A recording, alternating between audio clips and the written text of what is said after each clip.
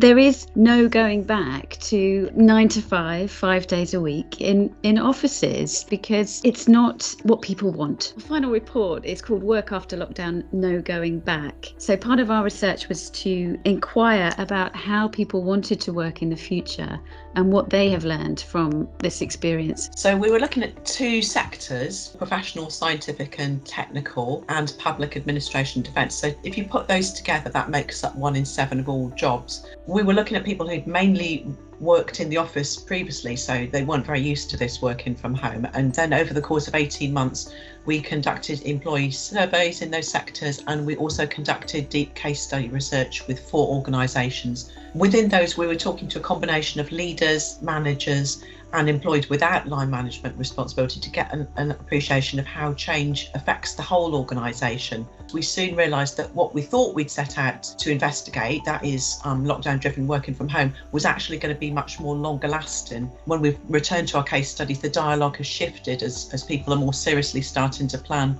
for working in a hybrid way as restrictions end and people return to offices. Both employees and their managers have evidence now, and the evidence, yes, it works.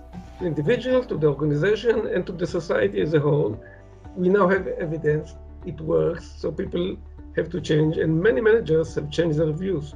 One of our contributors said the mass experiment that nobody wanted has worked. Working practices that have emerged, things like going paperless, which obviously has a big environmental impact, digital collaboration, enhanced time management, flexible working has really come into the mainstream. People pulled together, productivity in many instances increased, and there was a lot of efficiency gains around the way we worked and learning in a period that we just wouldn't have had in normal times. People have missed people, and many of us will welcome a return to places where we can have those casual connections with others that spark ideas and creativity. So going back to the office will happen, but we challenge whether it will happen in the same way. What we really need to hold on to is this understanding of people's circumstances and how they work best, and tap into that. And the managers will be really central in having those negotiations and making it work and carrying the goodwill forward. There has been a lot of learning, and